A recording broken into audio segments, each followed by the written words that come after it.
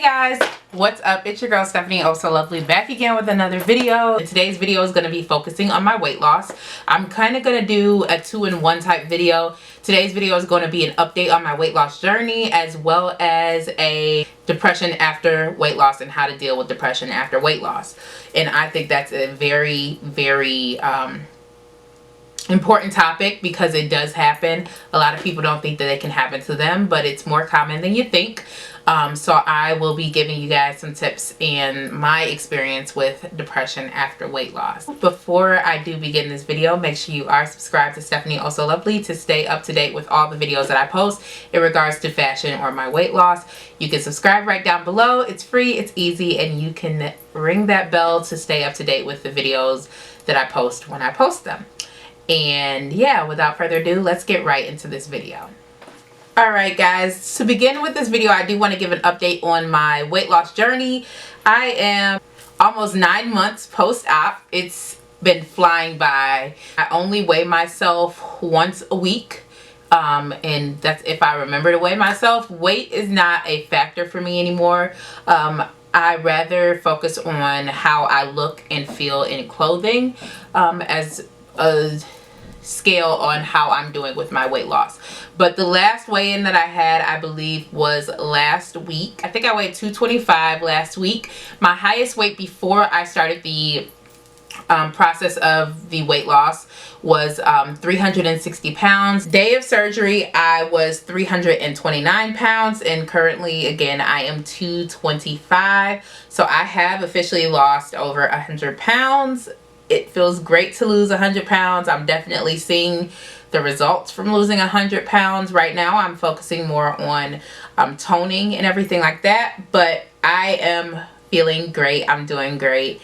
Thank God, because there's a lot of people that have DM'd me asking me questions about my weight loss and kind of being scared to start the process. And everybody's going to be different. And I'm here to answer any questions that you guys may have in regards to weight loss. Do not be afraid to DM me or message me privately. If you don't want to message me down below with any questions that you have in regards to weight loss or weight loss surgery or the process for weight loss surgery, I'm more than happy to provide that information, at least for my experience, because every experience is going to be different. But I'm more than happy to answer any questions. I'm not ashamed of my body. I'm not ashamed of the process that I went through. I'm not ashamed of the obstacles I went through. They've all shaped me to be the person that I am today, sitting here 100 pounds lighter. So yeah, I'm 9 months post-op, almost 9 months. I'll be 9 months on the 16th. Today is the 8th or the 9th of July, so I'm almost 9 months post-op. I think my last video that I did in regards to my weight loss, my blood work was abnormal. They were going to send me to a hematologist. I didn't go to my hematologist because I had a lot of other stuff going on. And I was like, I wonder if I could fix it on my own, because once you get a whole bunch of doctors involved, they start misdiagnosing you, putting you on treatment you don't need. So since my abnormal weight loss, I've been doing my vitamins daily. I've been eating better. I've been working out, and it's paid off because my lab works came back excellent. So I no longer need to see a hematologist, and I am so grateful for that. Thank you, Lord, because literally, I did not want to have to see a hematologist. I have been working out. If you guys follow me on Instagram, my weight loss Instagram anyway, I'll leave that down below. Make sure you follow me there for questions in regards to my weight loss, because I do post a lot on there. I post every couple days on my weight loss Instagram, and I'm starting to actually post more on my weight loss Instagram than my personal Instagram, my fashion and style Instagram. But follow both, because you guys just should follow both. Anyway, yeah, I have been working out with my sister about 3 to 4 times a week. We do intense training. She actually has a trainer, so I just tag along with her. And I do some of the training workouts, and we also do some other workouts as well. I was at a stall a couple weeks ago where my weight was just constant, not changing at all. I did gain 3 pounds, I believe, and I was getting really anxious about that, because I was like, okay, I know I wasn't eating like I should, but I didn't think I would be gaining a lot of weight or weight at all. But the scale started moving down again and even moved down further.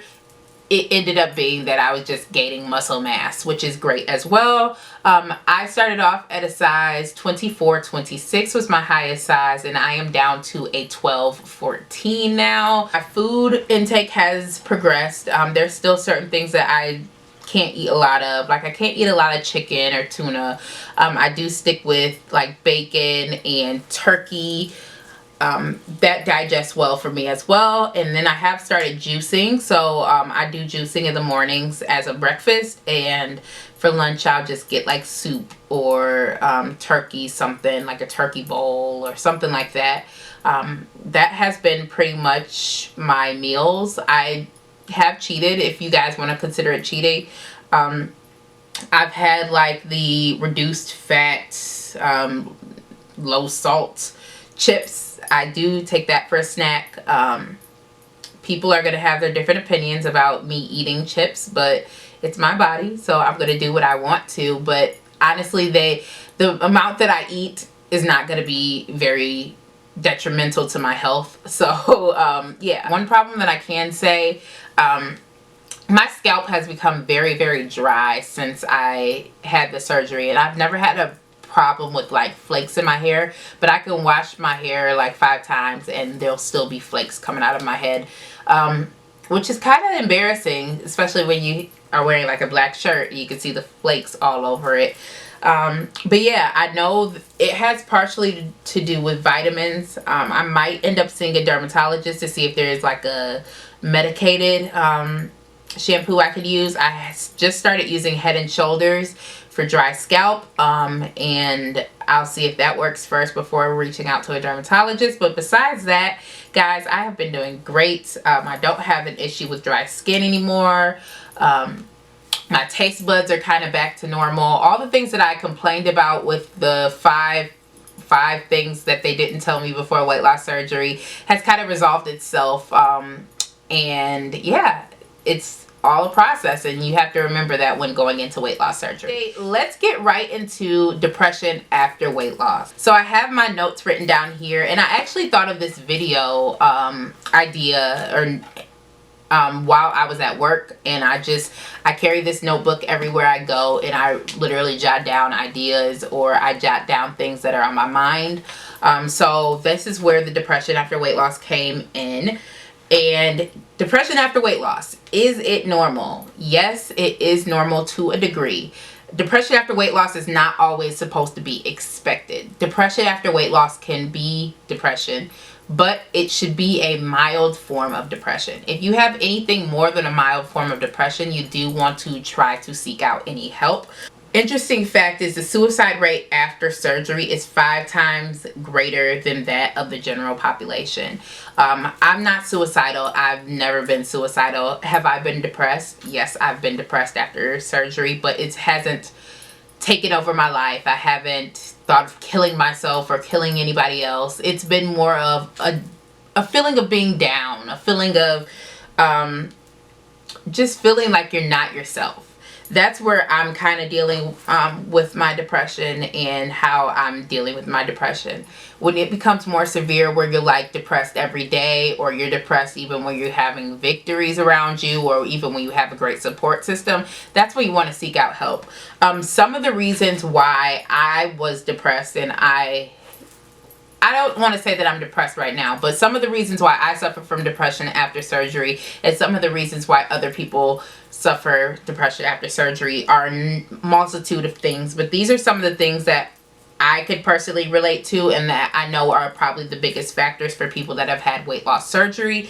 Comparing your progress to others is a huge one, especially if you have a platform like Instagram, like I do, where you're following a whole bunch of people that have had surgery. You see them losing a ton of weight and you're at a standstill. What do? You feel depressed because you're feeling like, what are they doing that I'm not doing? What am I doing wrong? Why am I not losing weight? And you start to doubt the whole process. That's a reason for depression. Relapsing on bad foods. If you start to lose weight, you're like, oh, okay, I'm losing weight. I didn't lost the amount of weight that I wanted to lose. And then you get back into old habits of eating fried foods, or eating chips, and eating junk food, overeating.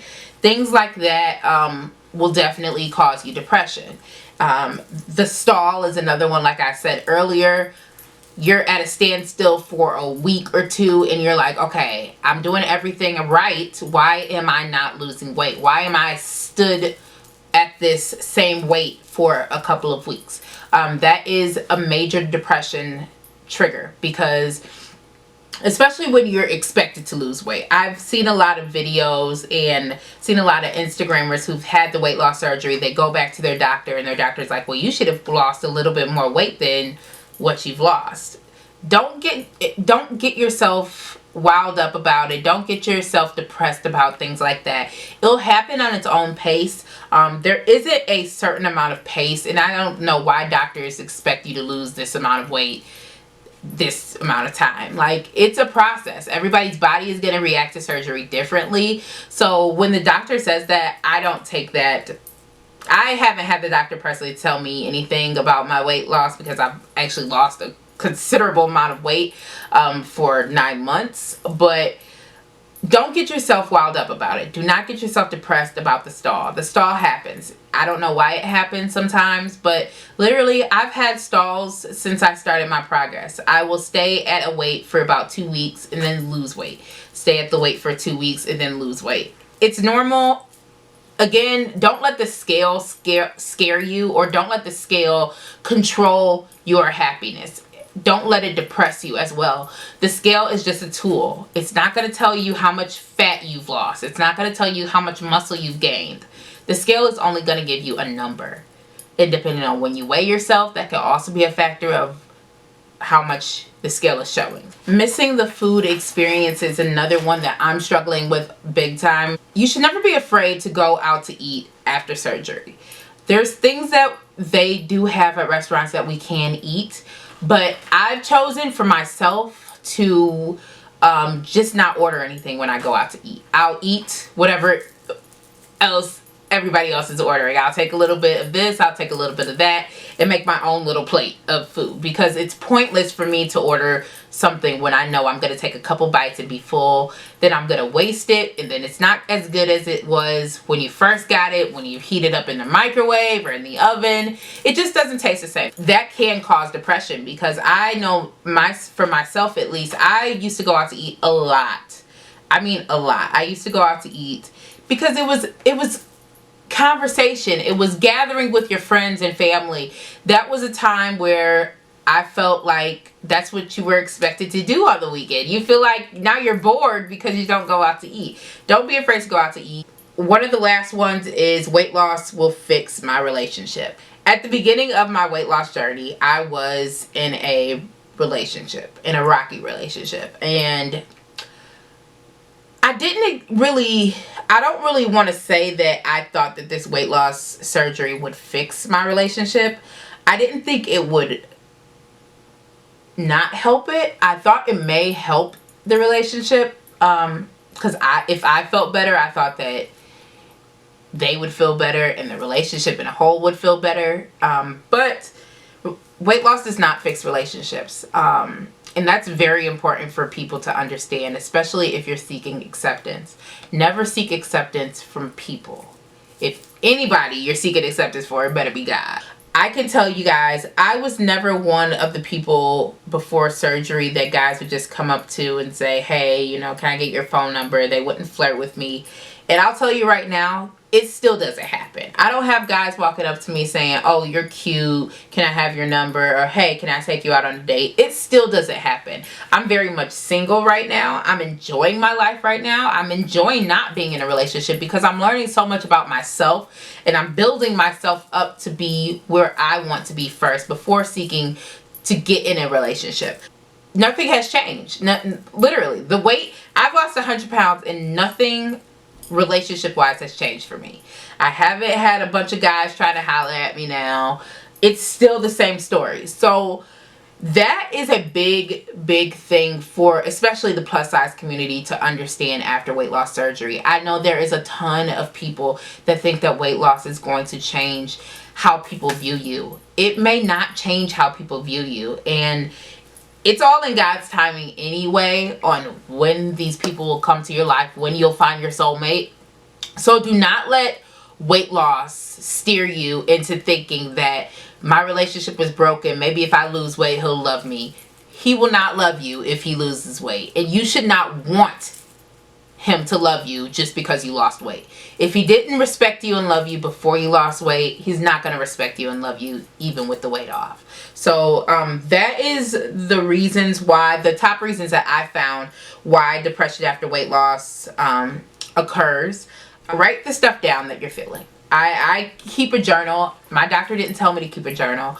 When I'm feeling a certain way, I just jot it down, because you never know what you're feeling may be what somebody else is feeling, and they need to hear what you have to say. You guys can link up and you guys can come up with a way to just deal with what you guys are going through. You're never too big or too small in the YouTube world to be inspirational to somebody. If I could reach just one person, I've done the job that I wanted to do on this channel. I don't have to have 1 million subscribers in order to be inspirational to somebody, in order to influence somebody. So that's why I did this video. That's why I shared my journey with you guys in regards to my weight loss. I have 7 items that may indicate whether you're depressed or not.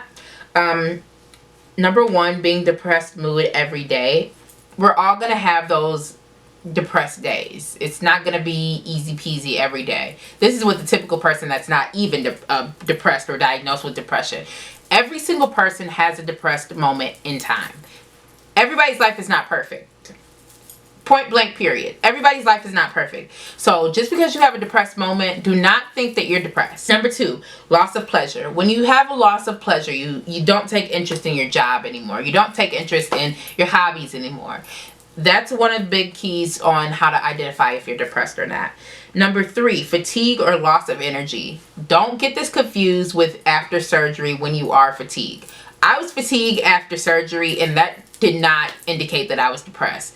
I was literally just tired. Your body has to catch up with the changes. So, but that can also identify depression if you have extreme fatigue or loss of energy or loss of interest. Feelings of guilt or excessive worthlessness. I think that's pretty self-explanatory. If you're feeling worthless, you probably have some form of depression. If you're feeling worthless almost every day, I would ask you to seek out some help from your doctor, psychiatrist, someone that will be able to help you walk through why you're feeling worthless. Significant changes in appetite is another big identifier of depression. This doesn't mean that, oh, you're just not hungry because your stomach is small. No, this means when you know that you're hungry, your stomach is telling you that you're hungry, but you just have no interest in eating. You have no appetite to eat because you feel so depressed, or you're so in your feelings that food is the last thing on your mind. That is what it means by significant changes in appetite. Number 6, increased irritability. Do not get this confused with PMS. PMS still happens. Irritability means that even the smallest things can irritate you and get you upset or get you depressed. You become more emotional. Do not confuse that with PMS. That could be an indicator that you are depressed. And finally, insomnia. If you have insomnia because your mind is continually running thoughts through your head, that could be an indication of depression. Insomnia is very common in people that have depression, people that have anxiety. Me knowing that, because I do see a lot of people in America that are trying to get life insurance, that when they have anxiety, they have insomnia. When they have depression, they have insomnia. It's very common to have insomnia with depression. Dig deep before you decide if you're depressed or not, before seeking out help. If you truly in your heart feel like you have more than one of those signs, one of those indicators that you're depressed, please do seek out help. Even if it's just to a family member, have your family member walk you through it. I definitely recommend that you do some soul searching. You see if it's depression caused by a certain object or person in your life, and change your situation. First, change your situation. If you change your situation and you're still depressed, that's when you should go get help. That concludes my video on my weight loss and depression after weight loss. Thank you guys so much for watching. Again, make sure you subscribe to Stephanie Also Lovely to stay up to date with all the videos that I post. I'll be doing more of these because I think these are very informational and very important, especially for those of you guys that follow me for my weight loss. And thank you so much for following me and sticking with me through my journey. It's not easy, but we will get through it together. And make sure you're following me on all my social medias. If you did enjoy this video, make sure you give this a big thumbs up. Comment down below if you have any questions, and I will see you guys in my next video.